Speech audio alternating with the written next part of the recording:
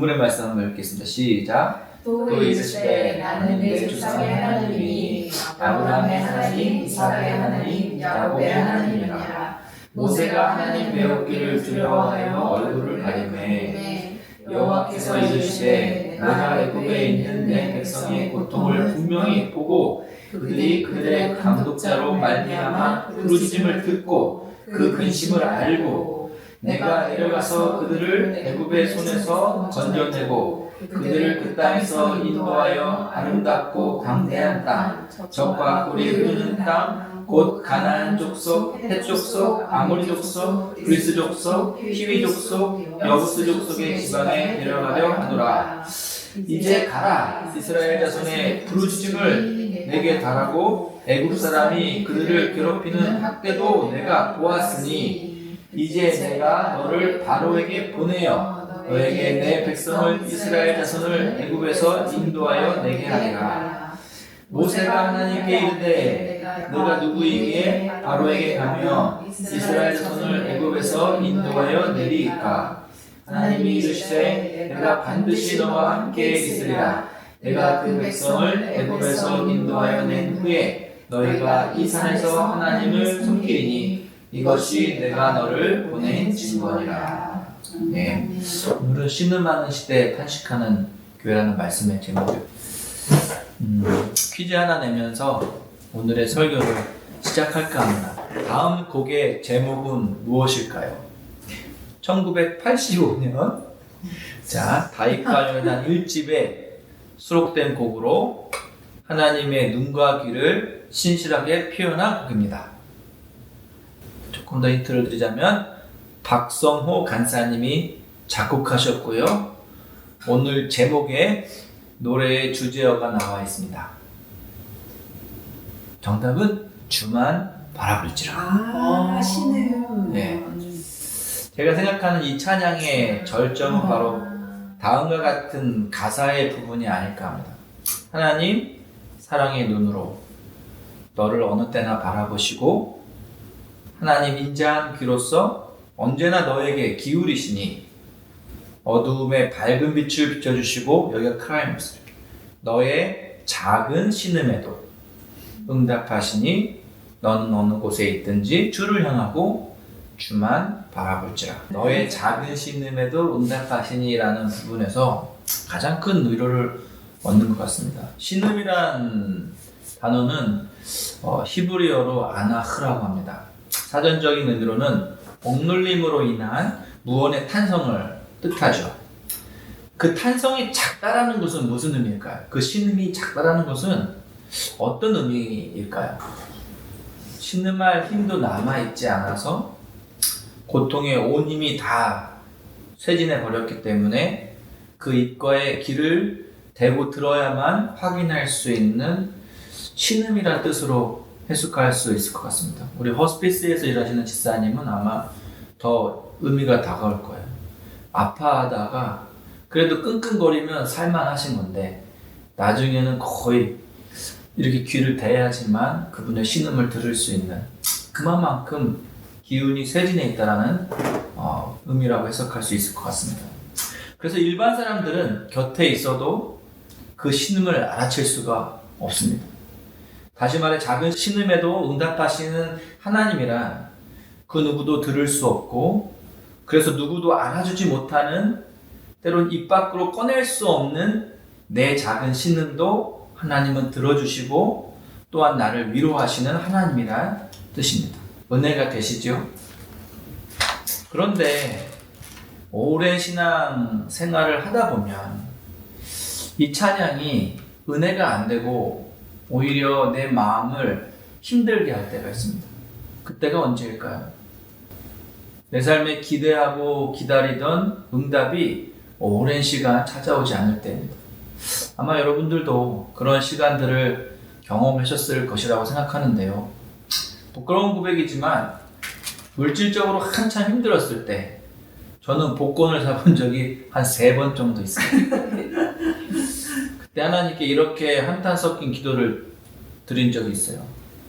하나님, 누군가 한 사람은 당첨돼야 하는 거라면 이왕이면 제가 되면 어떻겠습니까? 일반 사람들은 복권되고 오히려 타락하고 패가망신한다고 한다는데 저는 주님을 위해서 쓸 텐데 이왕이면 제가 되게 해주십시오라고 간절히 아주 간절히 기도한 적이 있어요. 하나님이 응답을 주셨을까요? 안 주셨을까요? 짜잔. 네, 응답을 주셨죠. 그렇지만 거절의 응답이었죠. 네. 제가 생각했던 하나님의 응답은 초자연적인 하나님의 능력으로 복권 번호를 바꿔주시든지 아니면 그 당첨 번호를 바꿔주시든지 아니면 성령의 감동으로 그 당첨 번호를 미리 제가 좀 알게 해주시든지 이렇게 했으면 좋았을 텐데 하나님은 제가 기대했던 그 어떠한 방법으로도 역사하지 않으셨습니다. 간증 집회는 많은 이들에게 도전과 위로가 됩니다.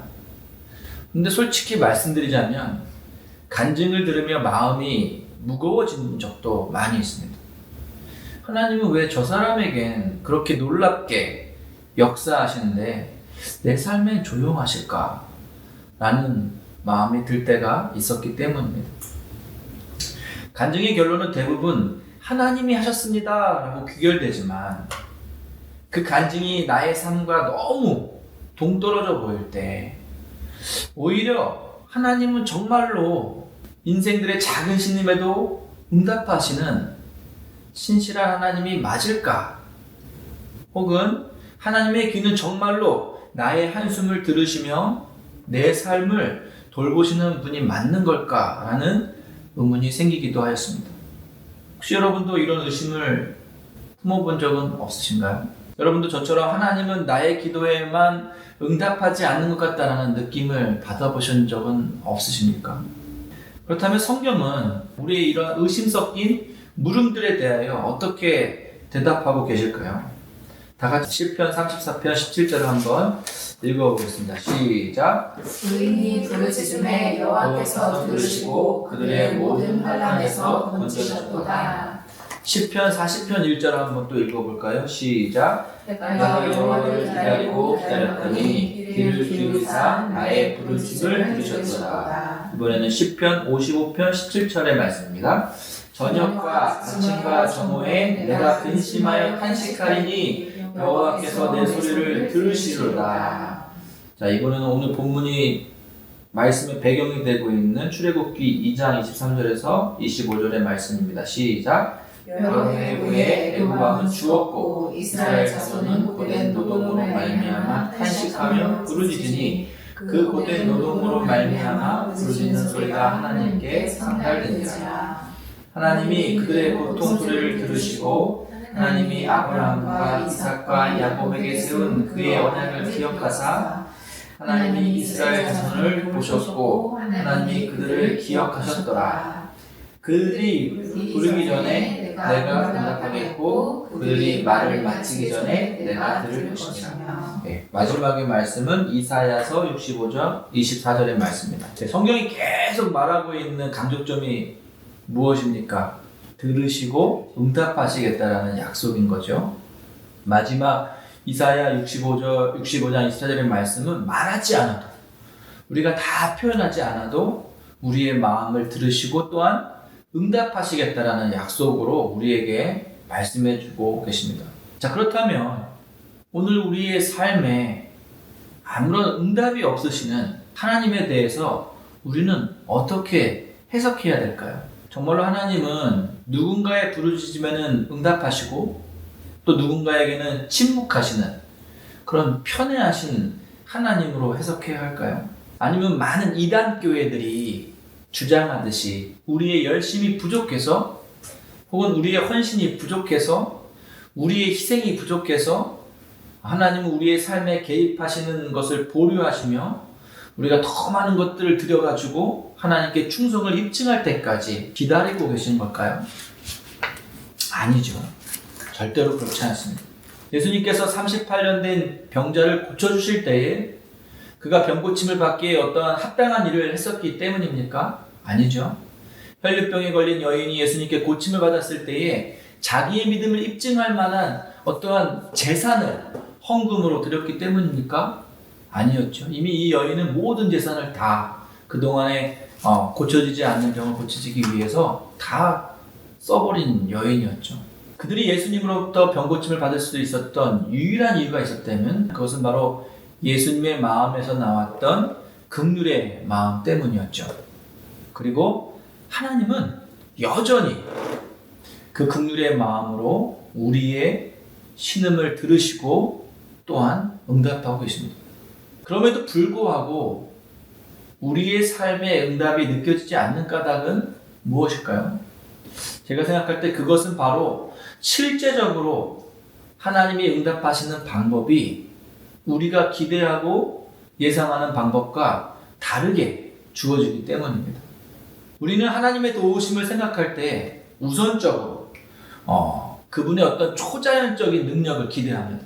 그러나 우리가 성경을 차분하게 들여다보면요, 하나님은 초자연 능력을 갖고 계신 분은 틀림이 없으신데 그럼에도 불구하고 자신이 직접 개입하셔서 능력을 나타내서 어떤 문제를 해결하는 것이 아니라 언제나 하나님의 사람을 부르시고 그 사람을 통하여 당신의 일을 이루시는 모습을 확인하게 됩니다. 한번 곰곰이 생각해 보세요.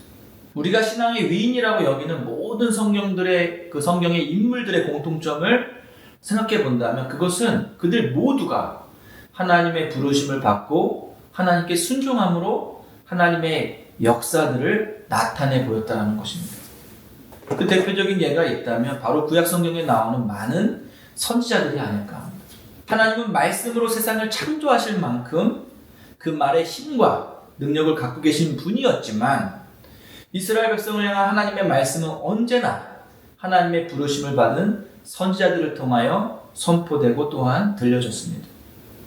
지난주 설교에 언급되었던 세례 요한도 결국은 광야에서 외치는 소리로서 하나님의 입으로 사용되었던 자라 할 수가 있습니다. 이처럼 하나님의 응답을 논하기 전에 우리는 먼저 하나님이 어떻게 우리의 인생 가운데 개입하시고 또한 일하시는지에 대해서 주목해 볼 필요가 있는데 저는 그 방법이 언제나 하나님의 마음에 공감할 줄 아는 자들을 찾아서 부르시고 또한 그들을 보내심을 통해서였다고 주장하고 싶습니다. 다 같이 이사야 말씀 6장 8절을 한번 읽어보겠습니다. 시작. 내가 또 주의 목소리를 들으니 주께서 이르시되 내가 누구를 보내며 또 갈고 하시니 그때 내가 이르되 내가 여기 있나이다 나를 보내소서 하였더니. 하나님이 선지자 이사야를 부르시고 계시는 장면입니다. 저는 이 구절 속에서 신음하는 이스라엘과 탄식하는 하나님 그리고 그 신음 앞에서 부르심으로써 응답하고 계시는 하나님을 발견해 봅니다. 사실 이 구절 전후 어디에도 이스라엘의 신음이라는 직접적인 단어는 나오지 않습니다. 표면적으로 볼 때 이사야가 선지자로 부름을 받을 때 남유다의 상황은 그때는 이미 이제 북이스라엘과 남유다로 나눠져 있었죠. 남유다의 상황은 매우 좋아 보였습니다. 이사야 6장 1절에 보면 이 당시 시대적 상황을 엿볼 수 있는 표현이 나오는데 그것은 바로 우시야 왕이 죽던 해입니다. 우시야 왕이 어떤 왕이었죠? 이 왕은 남유대의 10대 왕이었어요. 10번째 왕으로서 52년이라는 비교적 긴 통치를 했던 왕이었습니다. 그는 말년을 빼고는 말년에 그가 좀 교만해가지고 제사장들만 드릴 수 있는 그 제사를 너무 기고만장해져서 자기가 너무 잘 되니까 막 드리려다가 하다가 문둥병에 걸려서 말년에 죽게 되었던 왕인데 그것만 빼고는 매우 유능하고 성공적인 왕으로 평가됩니다. 그는 성경에서 자주 이스라엘을 괴롭혔던 블레셋과 암몬을 정복하여서 조공을 받을 만큼 정치적으로 군사적으로 아주 뛰어난 왕이었고요. 솔로몬 시대 이후 남유다 역사상 가장 강력한 국력을 자랑하고 또한 영토를 확장했던 왕이었습니다. 당연히 이스라엘의 형편은 그 어느 때보다 좋았습니다. 모두가 쌀회, 고깃국을 부족함 없이 먹었고 주말이면 나름 비싼 세단을 타고 고급진 식당에 가서 외식을 즐길 만큼 풍족한 삶을 누렸던 시대였습니다. 그런 시대와 신음은 어울리지 않죠. 그렇다면 하나님은 도대체 어떤 신음을 들으셨던 것일까요?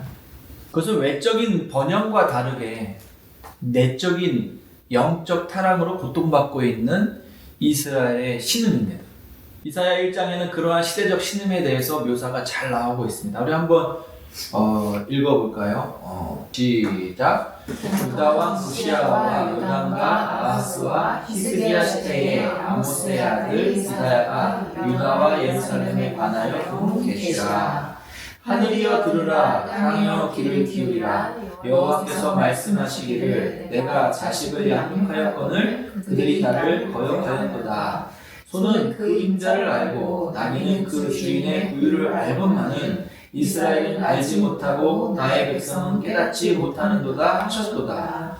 슬프다 범죄한 나라여, 허물진 백성이요 행악의 종자여 행위가 부패한 자식이로다. 그들이 여호와를 버리며 이스라엘의 거룩하신 이를 만홀히 여겨 멀리하고 물러갔도다. 너희가 어찌하여 매를 더 맞으려고 패역을 거듭하느냐. 온 머리는 병들었고 온 마음은 피곤하였으며 발바닥에서 머리까지 성한 것이 없이 성한 것과 터진 것과 새로 맞은 흔적뿐이거늘 그것을 짜며 싸매며 기름으로 부드럽게 함을 받지 못하였도다. 어떤 신음입니까? 그들은 외적인 번영에 취해서 고통당하고 상하여 병들어가는 자신들의 영혼들의 신음에 대해서 인식할 수 없고 들을 수 없었지만 하나님은 머리부터 발끝까지 병들고 성한 것이 없는 여호와 하나님을 버림으로 말미암아 그들의 피곤한 영혼의 상태를 잘 아셨고 또한 그들의 신음을 듣고 계셨습니다. 그래서 그들의 신음에 대한 하나님의 반응으로서 하나님은 슬프다 하시고 누가 우리를 위하여 갈구하시며 탄식하고 계신 것이죠. 그리고 그 신음에 대한 구체적인 응답인 동시에 하나님의 탄식의 결과적인 행동으로서 무엇을 하고 계시죠? 보낼 자를 찾고 또한 부르시고 계신 것이라 할 수 있습니다.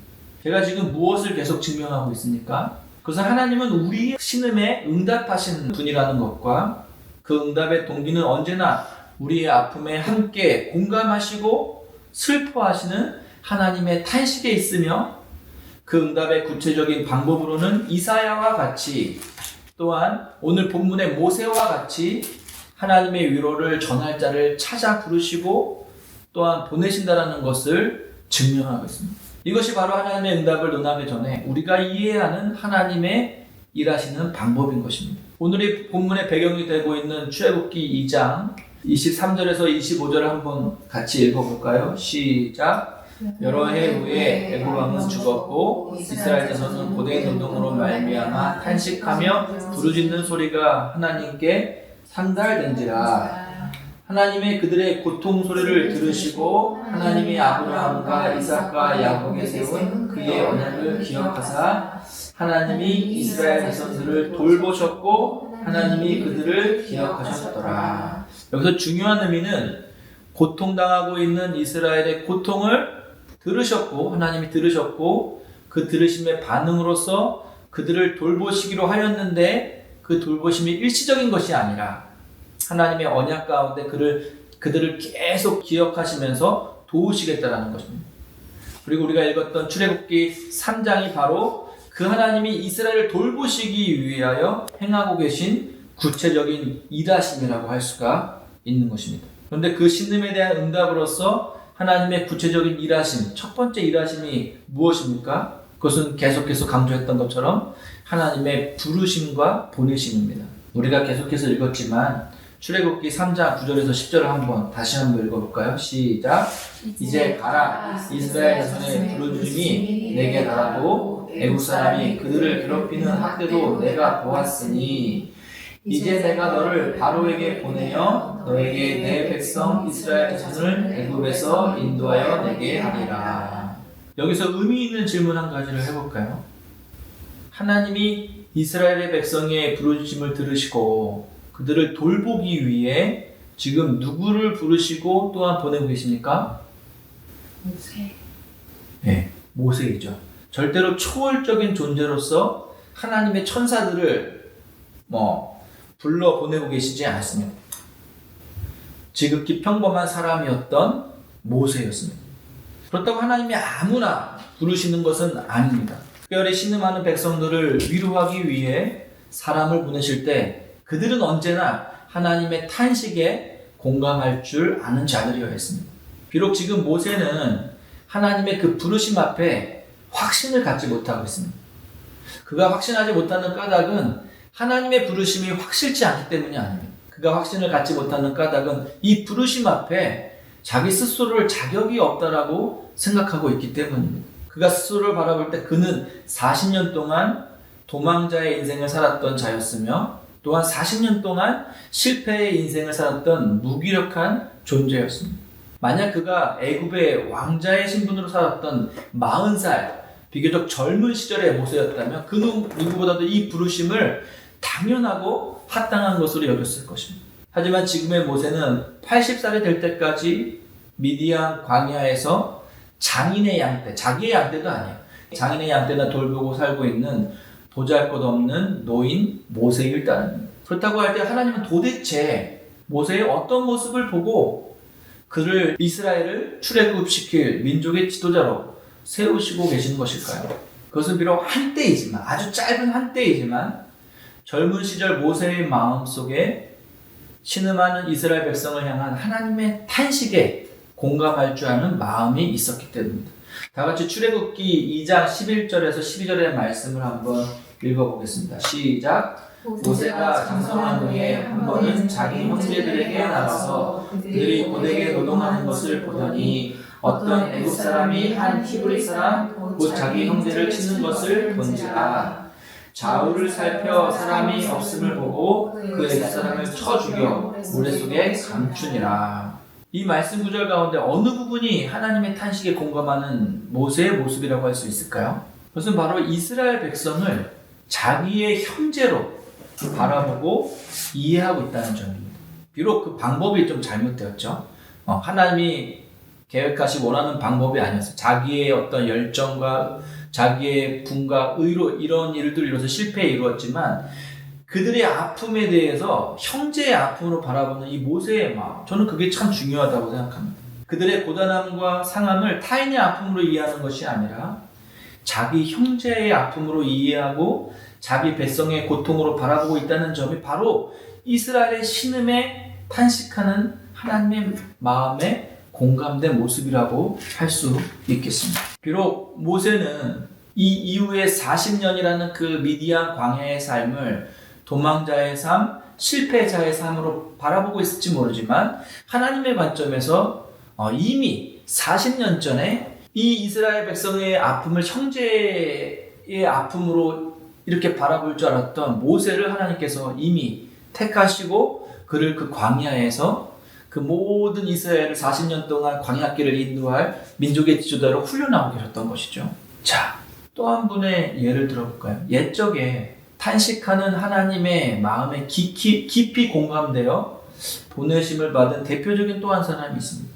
그분 누구일까요?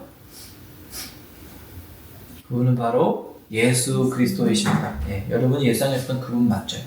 완전한 하나님이시자 완전한 인간으로 오신 예수님은 어떤 의미에서 인간들의 신음에 응답하시기 위해 하나님이 직접적으로 개입하신 유일한 사건이 아닐까? 그분은 우리의 신음에 응답하시기 위해 하늘 보좌를 버리시고 이 땅에 오셨습니다. 그분은 우리의 고통에 응답하시기 위해 고아와 과부 그리고 병자와 같은 소외된 자들의 친구가 되어주셨습니다. 예수님이 이 땅에 하신 수많은 사역들, 아까 이야기했던 수많은 병자들을 고쳐주시고 손 마른 자를 낫게 해주시고 이러한 많은 사역들은 단순히 병 고치는 능력을 행하는 사역이 아니었습니다. 예수님께서 이 땅에서 행하시고 진정으로 이루신 사역들이란 오랜 시간 방치되었던 그들의 신음을 들으시고 응답해 주시는 사역이었던 것이죠. 다시 강조하지만 그들이 병고침을 받은 까닭은 그들에게 어떠한 자격이 충만했기 때문이 아닙니다. 그들이 고침을 받을 수 있었던 유일한 이유는 예수님의 마음에 그들의 신음이 들려졌기 때문이며 예수님의 마음에 그들의 신음에 탄식하시는 아버지 하나님의 마음이 충만했기 때문이었습니다. 다 같이 마태복음 9장 35절에서 36절을 한번 읽어보겠습니다. 시작. 예수께서 모든 도시와 마을에 두루 다니사 그들의 회당에서 가르치시며 천국 복음을 전파하시며 모든 병과 모든 약한 것을 고치시니라. 무리를 보시고 불쌍히 여기시니 이는 그들에게 목자 없는 양과 같이 고생하며 기침하느니라.